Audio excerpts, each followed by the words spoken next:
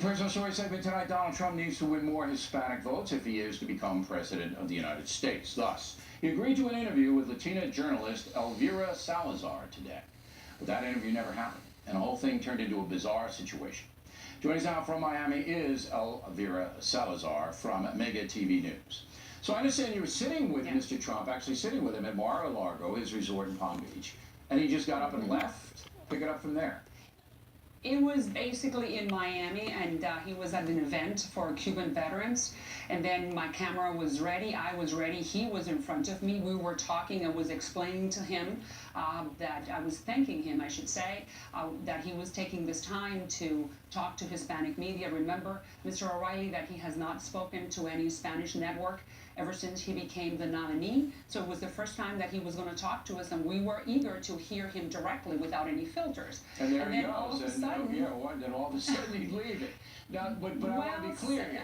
This wasn't, you just didn't walk up to him. This is prearranged. He was going to sit down and do it, right? Oh, absolutely. I don't think it's possible, Mr. O'Reilly, for us to just get to say, hey, Donald, why don't you just give me an interview? I would love to talk to you. It's when he left, did his people say he has to go out, or did they give you a reason? Well, they just pulled him. Somebody came when I was talking to him. He was very gracious, I should say. He was happy to do the interview. Somebody comes and pulls him away. And then we're like flabbergasted, what happened here?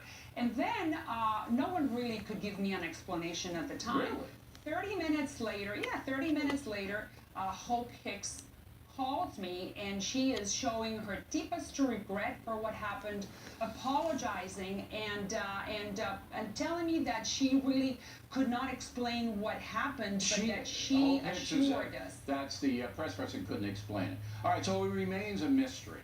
We'll find out what happened. Now, he did say he's going to talk to you. Next week. Next week. Next week. All right, well, you're ahead of me. I mean, I don't have him next week. So when you speak to him, do you believe that the Hispanic community in Florida, a state he desperately needs to win, can he convince them that he's the better candidate? Is that possible?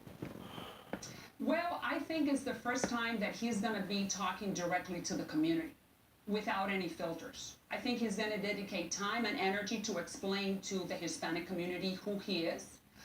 We have, like I said, we have never had a one-on-one where he can explain some of the major policies that he's putting forth. In your mind, in your mind, what's the most important thing that you're going to try to get him to explain?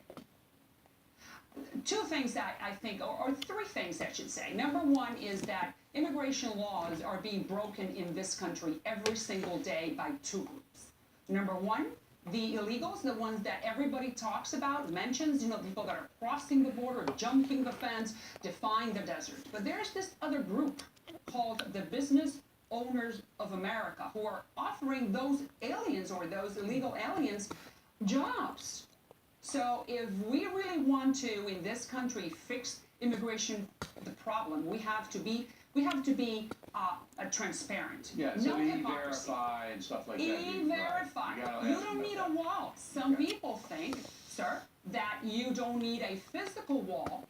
You need an electronic one, which is in place already. I think California and Illinois.